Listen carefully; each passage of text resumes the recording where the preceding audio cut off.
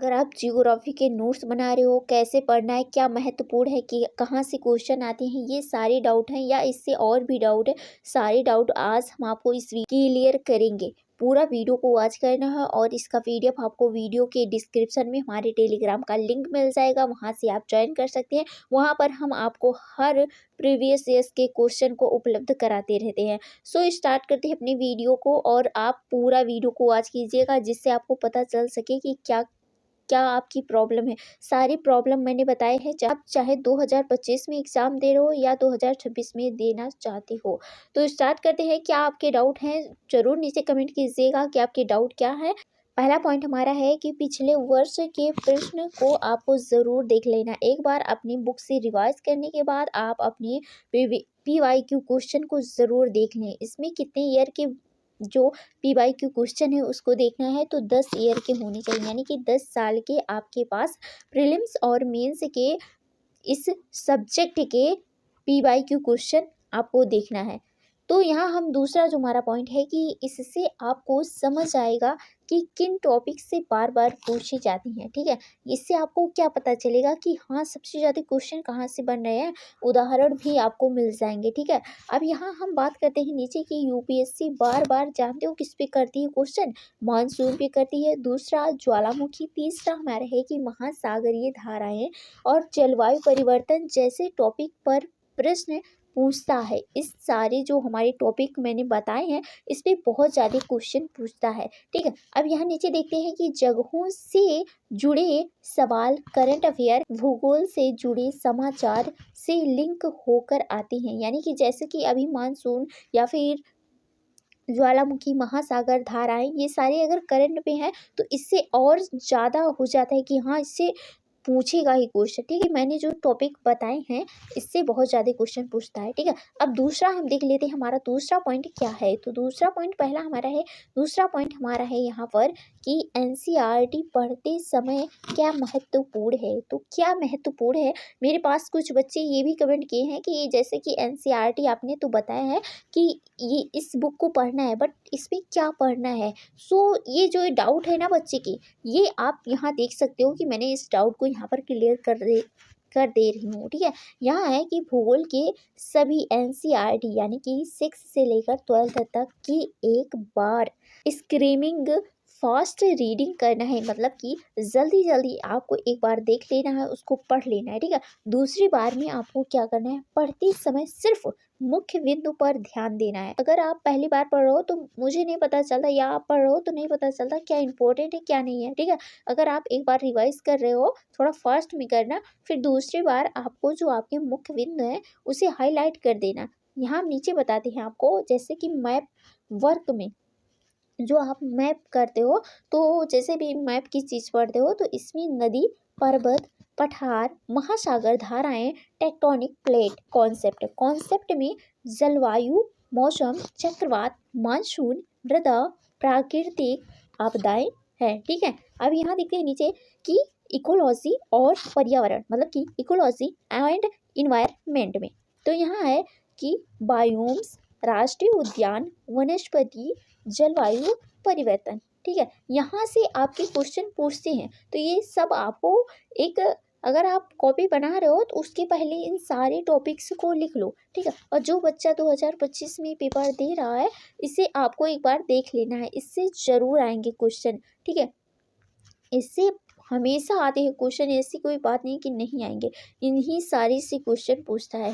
ठीक है, अब यहाँ हम देख लेते हैं कि आर्थिक भूगोल, आर्थिक भूगोल में हम देखेंगे कि प्रमुख खनिज और उनके स्थान, कृषि उत्पादकता क्षेत्र, जनसंख्या वितरण को हम इसमें देखेंगे, मतलब कि जो आपका आर्थिक भूगोल है इसमें आपको ये पॉइंट देख लेनी है। ठीक है, अब यहाँ हम तीसरे पॉइंट की बात कर लेते हैं। हमारा जो तीसरा पॉइंट होता है कि करंट अफेयर के साथ लिंक करके कैसे पढ़ना है आपको, भाई कैसे पढ़ना है। ये सारे बहुत सारे बच्चे होते हैं कहते हैं कि मुझे कैसे पढ़ना है, कैसे नहीं पढ़ना है, कि मैं कैसे जो आपकी करंट अफेयर है उसे कैसे रिलेट करके पढ़ूँ। ठीक है, तो नीचे हम जान लेंगे कि यदि कोई भौतिक घटना समाचार में है, कोई भौतिक घटना समाचार में है तो उससे संबंधित टॉपिक ज़रूर पढ़ने, ठीक है। जैसे कि अभी ज्वालामुखी कहीं पर आ गया तो ज्वालामुखी क्यों आ रहा है, क्यों नहीं आ रहा है, कहाँ पर आया, इसके जो बगल में कौन सी पठार, कौन सी नदी जहाँ पर आता है ज्वालामुखी, उसे आपको रिलेट करके पढ़ना होता है, ठीक है। और यहाँ हम देख लेते हैं, देखो यहाँ मैंने नीचे भी लिख दिया है कि उदाहरण एक बार देख लें, क्या इसके उदाहरण है। तो उदाहरण क्या है इससे, ठीक है, यहाँ आपको देख लेनी है। तो यहाँ है चक्रवात यानी कि साइक्लोन। यन हम किसी को मान लेते हैं कि यदि कोई नया चक्रवात समाचार में है तो उसके बनने की प्रक्रिया क्या है, उसका नामकरण क्या है और इसकी जो प्रभाव कहाँ पर पड़े हैं, मतलब कि 3 पॉइंट हमें देख लेना है। अगर जैसे कि चक्रवात के, जैसे कि करंट अफेयर में क्या है चक्रवात, अब चक्रवात में मुझे 3 पॉइंट देखना है। एक तो प्रक्रिया क्या है उसका, और दूसरा है कि नामकरण, और तीसरा आपका है कि प्रभाव क्या पड़ रहा है इसका, अगर ये चक्रवात आया है तो, ठीक। यहाँ नीचे देखते हैं कि पृथ्वी की हलचल यानी कि कोई स्थान मान लेते हैं कि यन है, और यदि कहीं भूकंप या ज्वालामुखी विस्फोट हुआ है तो प्लेट टेक्टोनिक्स और भूकंपीय जोन पढ़ें। मतलब कि कहीं पर भूकंप आ जाता है तो उसमें क्या पढ़ना है, तो इसमें आपको पढ़ना है कि टेक्टोनिक प्लेट पढ़ लेना है और भूकंपीय जोन पढ़ लेना है, ठीक है। अब यहाँ हम नीचे बात करते हैं कि जलवायु परिवर्तन अगर हो रहा है तो इसमें कोई यन मान लेते हैं कि ग्लेशियर पिघल क्यों रहा है, जलवायु परिवर्तन में आपका ग्लेशियर क्यों पिघल रहा है, जिसमें समुद्र स्तर क्यों बढ़ रहा है, आईपीसीसी रिपोर्ट पर ध्यान आपको ज़रूर दे देनी है, ठीक है। आपका नीचे देखते हैं राष्ट्रीय उद्यान पे एक बार ध्यान देते हैं कि राष्ट्रीय उद्यान और वन्य संरक्षण जो आपका है, इसमें यन यानी कि कोई नया टाइगर रिजर्व है, जैसे कि कोई स्थान है वहाँ पर कोई नया टाइगर रिजर्व है, और या फिर बायोस्फीयर या फिर वर्ल्ड हेरिटेज साइट बनी है, तो एक बार इस पर ध्यान दे देनी है आपको, ठीक है। अब यहाँ हम नीचे बात कर लेते हैं। यहाँ पर मैंने उदाहरण दिया है कि इस अगर ये पॉइंट है तो इसमें आपको क्या क्या देखना है, ठीक है। ऐसे मैंने जलवायु का बताया है कि पृथ्वी में अगर हलचल हो रही है तो इसके बारे में भी बता दिया है, ठीक है। चक्रवात के बारे में बताया, ये सारे मैंने एग्जाम्पल दिए हैं और इसमें क्या देखना है आपको वो टॉपिक मैंने बताया है। अब चौथा जो हमारा टॉपिक्स है ये है स्टैटिक्स और डायनेमिक, भूकंप को जोड़ना, ठीक है।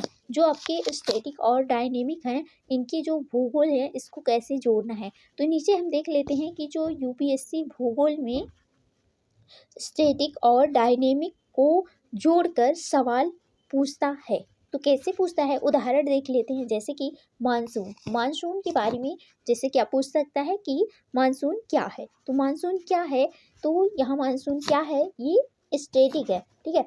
और डायनेमिक है कि मानसून में बदलाव क्यों हो रहा है, और इसकी जो एल नीनो है, एल नीनो और ला नीनो का प्रभाव क्या है, ठीक है। इसका मतलब समझ गए हैं कि स्टैटिक और डायनेमिक क्या है, ठीक है। मैंने यहाँ एक क्वेश्चन उठाया दो, इसी का मैंने उदाहरण दे दिया है। यहाँ आपका 5वां पॉइंट है कि आपको मानचित्र सबसे ज़्यादा ज़रूरी होता है देखना।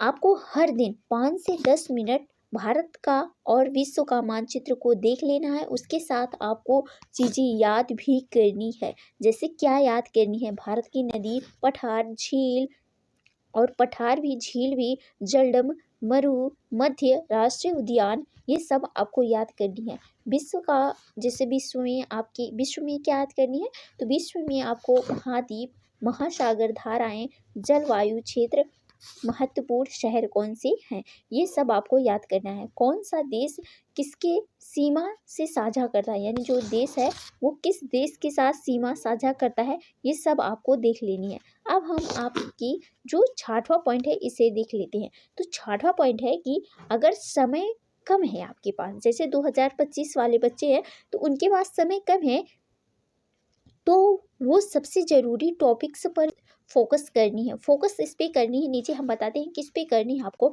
तो यहाँ अगर आपके पास बहुत ज़्यादा समय नहीं है तो यूपीएससी में सबसे ज़्यादा पूछे जाने वाले टॉपिक्स को पहले कवर कर लेना है। यहाँ हम देखेंगे पहला कि भौतिक भूगोल। भौतिक भूगोल में हम देखेंगे अपना जो हमारे कुछ टॉपिक हैं, ये है आपको देख लेना है, इसे ज़रूर देखना है भाई। जो बच्चा 2025 में तैयारी कर रहा है यानी पेपर देना चाहता है, या फिर जो बच्चे के पास कम टाइम है वो देख सकता है, ठीक है। यहाँ हम देखेंगे पृथ्वी की संरचना आपको देख लेनी है। फिर दूसरा है कि प्लेट टेक्टोनिक्स और भूकंप, ज्वालामुखी, चक्रवात, मानसून, महासागर धाराएं, मृदा, प्राकृतिक वनस्पति, जलवायु परिवर्तन और पर्यावरणीय मुद्दा देख लेनी है आपको, ठीक है। अब हमारा दूसरा पॉइंट है कि भारत का भूगोल। भारत का भूगोल में क्या देखना है आपको, तो यहाँ आपको देखनी है कि भारत की नदियाँ, जल विभाजन को देख लेना है। आ रहा है दूसरा, हम नीचे देखते हैं कि भारतीय कृषि कौन सी फसल कहाँ उगती है, और नीचे देखेंगे कि खनिज, जो आपके खनिज संसाधन और उद्योग के स्थान को देखेंगे, और भारत की जलवायु और मानसून को देख लेनी है आपको, ठीक है। ये सारे पॉइंट आपको देख लेनी है, बहुत इंपॉर्टेंट है। अब नीचे हम देखते हैं कि जो आपका आर्थिक और मानव भूगोल में क्या है। तो जो आपके आर्थिक और मानव भूगोल में आपको देखना है कि विश्व और भारत की जनसंख्या क्या है, करण और औद्योगिकरण, ठीक है। यहाँ नीचे और देखेंगे कि संसाधन वितरण, खनिज, जल और ऊर्जा, स्थानीय विकास को भी देख लेंगे। अब इनके मैंने बहुत बार बताई हैं, तो आप देख सकते हैं। यहाँ जो ये बुक है कि एनसीईआरटी की 6 से लेकर 12 तक होनी चाहिए था, इसी लियोन के बुक के भी बताए हैं। और यहाँ आपके लिए एटलस एक ले लेनी है, माजी हुसैन का करंट अफेयर को भी ले लेनी है। ये सारे बुक आपको आप अपनी मार्केट में या फिर मार्केट में भी ले सकते हैं, या फिर आपको वीडियो के डिस्क्रिप्शन में सारी बुक का लिंक मिल जाता है, ठीक है। अगर आपको इस वीडियो के नीचे इसका लिंक नहीं मिलेगा, तो आप दूसरा वीडियो देखेंगे हमारा, तो इसके नीचे आपको मिल जाएगा, ठीक है। और नौ पॉइंट हमारा है कि प्रैक्टिस सेट कैसे करें। प्रैक्टिस कैसे करें भाई, क्या कैसे करें। मैंने यहाँ लिखा है कि एनसीईआरटी और जो आपके स्टैंडर्ड बुक हैं, इसे 2 से 3 बार जरूर रिवीजन कर लेना है, ठीक है, एनसीईआरटी को। और इसके जो साथ आपके स्टैंडर्ड बुक हैं, और भी बार 5 बार भी कर सकते हैं, लेकिन मुझे लगता है कि आप कम ही बार करें, लेकिन उसे ध्यान दें कि मैं क्या पढ़ रहा हूँ। पढ़ने को तो भाई कोई कहता है कि मैं 20 बार पढ़ लिया, 30 बार पढ़ लिया, तो पढ़ लिया भाई, लेकिन मुझे लगता है कि ज़्यादा उस पर ध्यान दो। क्या बार बार कहना और दिखाना कि मैंने 20 बार पढ़ लिया, 30 बार पढ़ लिया। 2 बार पढ़ो, 5 बार पढ़ लो, 6 बार पढ़ लो, याद हो जाएगा, ठीक है। अब दूसरा पॉइंट है कि पिछले 10 साल के प्रश्न, जो आपके प्रश्न हैं, इसे जरूर हल कर लेना है। और नीचे देखते हैं कि हर टॉपिक को 5 से 10 मिनट पर जरूर क्लिक रिवीजन जरूर कर लेनी है, एक बार देख लेनी है, ठीक है। और नीचे देखेंगे कि भूगोल के महत्वपूर्ण जो मैप्स खुद ड्रॉ करनी है, यानी खुद भरने की कोशिश करें, ठीक है। अब यहाँ हमारा निष्कर्ष क्या निकलेगा, मतलब कि इतने सारे मैंने वर्क किए, इतना सारा मैंने मेहनत किया, तो इसकी क्या मुझे बेनिफिट मिलेंगे। तो बेनिफिट आपको क्या मिलेगा, अफेयर से जुड़ी होती हैं, जैसे कि एनसीईआरटी मैंने बताया, स्टैंडर्ड बुक में बेसिक्स मजबूत कर लेनी है आपको, और मैप का अभ्यास खुद करनी है, ठीक है। करंट अफेयर आपको खुद तैयार करनी है, आपको ज़रूर मिलेगी। आप इतना सारा मैंने टॉपिक्स बताए हैं, इसे ज़रूर फॉलो कर लेना। और इसमें कुछ भी डाउट होता है तो जी नीचे ज़रूर कमेंट कर देना कि आपकी क्या डाउट है। अगर आपके कोई अन्य सब्जेक्ट में भी डाउट है तो उसे नीचे ज़रूर भाई किसी ने मेरे पास कमेंट किया था कि मुझे आईपीएस के लिए केवल आईपीएस की तैयारी करनी है, तो इसके लिए आप बुक बता दें। तो उन्होंने कमेंट किया था, तो वो कमेंट मतलब दिख नहीं रहा है, तो आप प्लीज़ एक बार अगर इस वीडियो को हमारे देख रही हैं तो इसे एक बार ज़रूर रिप्लाई कीजिएगा। मैं आपको इसके बुक को ज़रूर बता दूंगी कि केवल आप आईपीएस की तैयारी करना चाहते हो तो इसके लिए मैं बुक आपको ज़रूर बताऊंगी, ठीक है। अगर कुछ भी डाउट रहता है तो नीचे ज़रूर कमेंट कीजिएगा। और इसी वीडियो के साथ हम आपसे मिलते हैं किसी नेक्स्ट वीडियो में। तब तक के लिए bye bye, tata, take care.